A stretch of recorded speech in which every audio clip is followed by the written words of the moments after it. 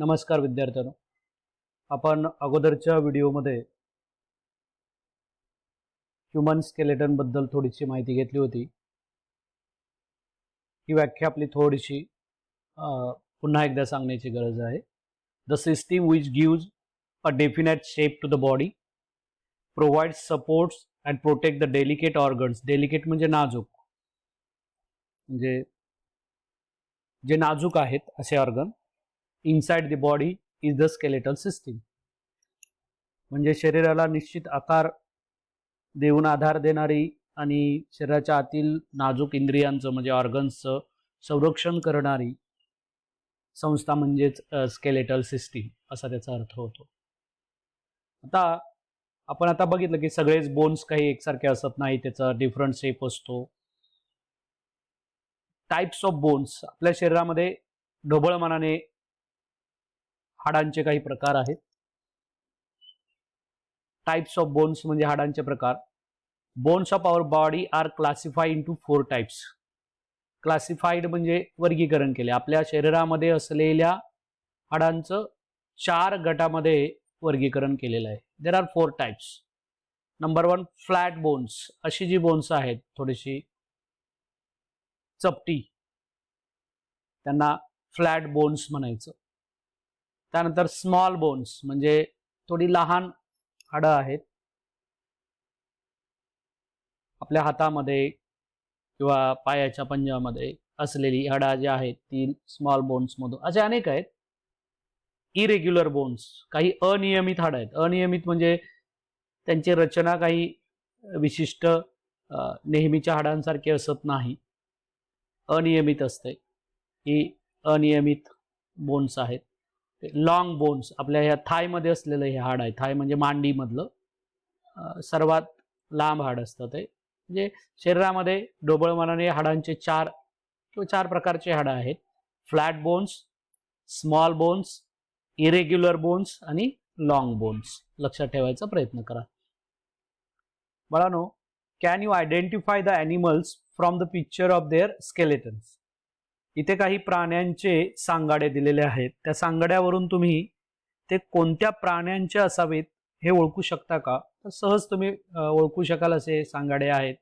पहिला हा घोड्याचा सांगाडा आहे, हा डायनॉसॉरचा आहे, हा फिशचा आहे आणि इथे हा स्नेकचा आहे. म्हणजे आपण सहजपणे ते ओळखू शकतो, सहज ओळखता येण्यासारखे आहेत. म्हणजे सांगाड्यावरून तुमच्या एक गोष्ट लक्षात आलं असेल, इथे माशाचं चित्र नाही तरी पण आपण तो मासा आहे हे ओळखू शकलो, कारण सांगाड्यामुळे त्या माशाला एक विशिष्ट आकार प्राप्त झालेला आहे आणि आपण तो सहजपणे ओळखू शकतो.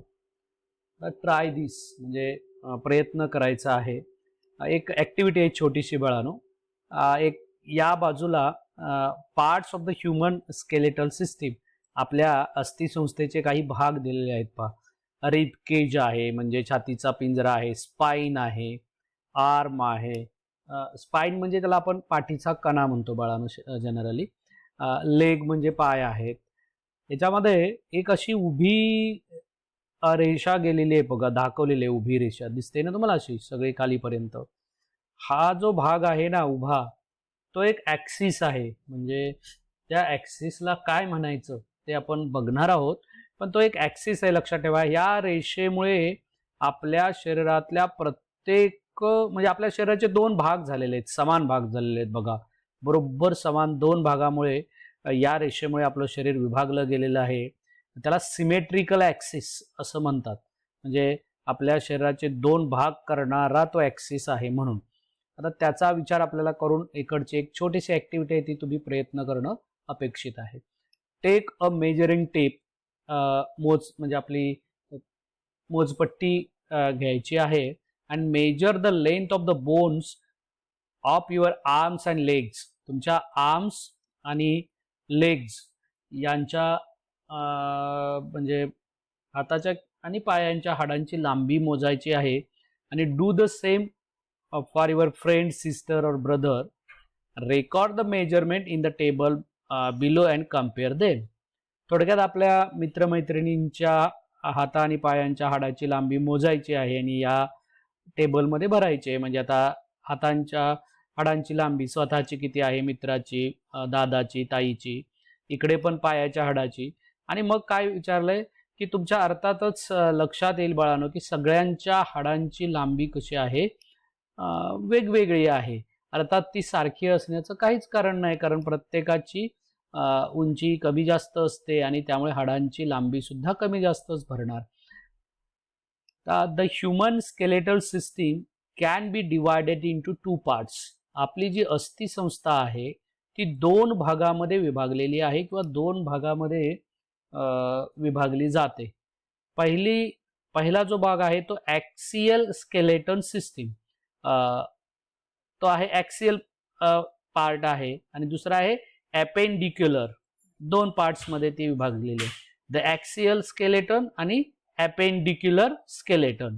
आता द ॲक्सियल स्केलेटन जे आहे, म्हणजे ॲक्सियल म्हणजे ज्याला आपण अक्ष, ॲक्सिस म्हणजे अक्ष, आणि ॲक्सियल स्केलेटन म्हणजे अक्षीय skeleton consist of the skull. त्याच्यामध्ये काय आहे, स्कलचा समावेश आहे, म्हणजे आपली कवटी जी आहे त्याचा समावेश आहे. स्पाइन म्हणजे पाठीच्या कण्याचा समावेश आहे, आणि रिबकेज म्हणजे छातीच्या पिंजऱ्याचा समावेश आहे. त्याला म्हणायचं ॲक्सियल स्केलेटन. आणि these are situated symmetrically along the central vertical axes of the body. आपल्या सिलेंड्रिकल वर्टिकल ॲक्सिस आहे त्याच्या आजूबाजूला त्या रेषेच्या भोवती ते आपले हे पार्ट्स आहेत अक्षीय. म्हणजे हे बघा, स्कल, रिबकेज, हे रिबकेज आणि स्पाइन हे आपल्या ॲक्सियल स्केलेटल सिस्टीमचा म्हणजे पार्टचा भाग आहेत आपल्या स्केलेटल सिस्टीममध्ये. अर्थातच ही आपली सिमेट्रिकल ॲक्सिस आहे, त्याच्या दोन्ही बाजूला ते विभागले गेलेत बघा बरोबर. स्कल दोन्ही बाजूला विभागले गेले, रिबकेज दोन्हीकडे आहे, हा ॲक्सिस आहे ना त्याच्या दोन्ही बाजूला, स्पाइन सुद्धा दोन्ही बाजूला बरोबर आहे अर्धा अर्धा. आता the appendicular skeleton is made up of bones of the upper and lower limbs on either side of the central axis.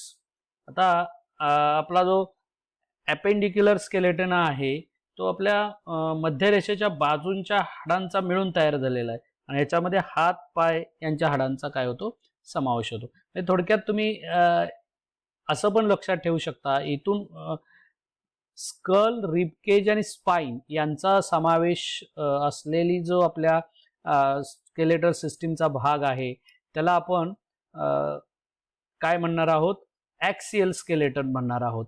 आणि लेग आणि आर्म्स यांच्या बोन्स पासून तयार झालेला जो भाग आहे त्याला काय म्हणणार आहोत, ॲपेंडिक्युलर. अर्थातच हे दोन्ही भाग म्हणजे लेग, आर्म, रिबकेज, स्पाइन आणि स्कल हे सगळे आपल्या सिमेट्रिकल ॲक्सिसच्या दोन्ही बाजूला आहे. बघा, हे पहिले 3 भाग आहेत ते ॲक्सियलचे आहेत, स्कल, स्पाइन आणि रिबकेज, पण ते सुद्धा आपल्या सिमेट्रिकल ॲक्सिसच्या दोन्ही बाजूला आहेत, दोन्ही बाजूला असलेले आहेत. आर्म्स, इकडे पण एक आर्म आहे, इकडे पण एक आर्म आहे, इकडे एक लेग आहे, इकडे एक लेग आहे, हे सुद्धा आपल्या सिमेट्रिकल ॲक्सिसच्या दोन्ही बाजूला आहेत. आणि या लेग आणि आर्मचे जे बोन्स आहेत त्याच्यापासून तयार झालेला जो स्केलेटनचा भाग आहे त्याला ॲपेंडिक्युलर स्केलेटन असं म्हणायचं. आता त्या पुढे आपण जाऊयात. As our body grows the size and length of our bone increases. अर्थातच जसं आपल्या शरीराची वाढ होते तसं आपल्या शरीरामध्ये असलेल्या हाडांची सुद्धा वाढ होत असते. विशेषतः वाढ होते म्हणजे त्याची लांबी वाढते किंवा साईज सुद्धा वाढू शकते. Such changes in size and length can be seen children according to age. अशा प्रकारचा चेंज जो आहे तो आपल्याला लहान मुलांमध्ये त्यांच्या वयानुसार पाहावयास मिळतो तुम्हाला. However the body continuous to grow only up to a certain limit. ही बाब लक्षात ठेवा, शरीराची वाढ एका विशिष्ट मर्यादेपर्यंतच होते, अमर्याद वाढ होत नाही. विशिष्ट वर्षानंतर आपल्या शरीराच्या म्हणजे वयाच्या विशिष्ट वर्षानंतर आपल्या शरीरामधल्या हाडांची वाढ होत नाही. The bones of taller people are longer. Taller म्हणजे उंच आणि लॉंगर म्हणजे लांब. अर्थातच जे उंच लोक आहेत त्यांची हाडं कशी असणार, थोडी अधिक लांबीची असतात. थोडक्यात जशा आपल्या शरीराची वाढ होत असते तसे आपल्या शरीरामध्ये असणाऱ्या हाडांची साईज अँड लेंथ वाढत असते. अर्थातच हे आपण बघू शकतो, लहान मुलामध्ये वाढ आपल्या लक्षात येते आणि आपल्या बॉडीची वाढ एका विशिष्ट लिमिटपर्यंतच होते, त्याच्यापेक्षा जास्त ती होत नाही, हाडांची सुद्धा होत नाही. आता द ॲक्सियल स्केलेटन याच्याविषयी आपण दोन्ही जे भाग बघितले ना, थोडक्यात वरती म्हणजे ॲक्सियल स्केलेटन आणि अपेंडिक्युलर स्केलेटन, त्यांचे आपण पुन्हा परत एकदा व्यवस्थित त्यातले पार्ट आणि त्याचं कार्य किंवा त्याची रचना याविषयीची थोडी माहिती घेणार आहोत. पहिल्यांदा द ॲक्सियल स्केलेटन. ॲक्सियल म्हणजे अक्षीय सांगाडा ज्याला आपण म्हणतो तो आपला. आता त्यामधला पहिला मेन पार्ट आहे स्कल. स्कल म्हणजे कवटी.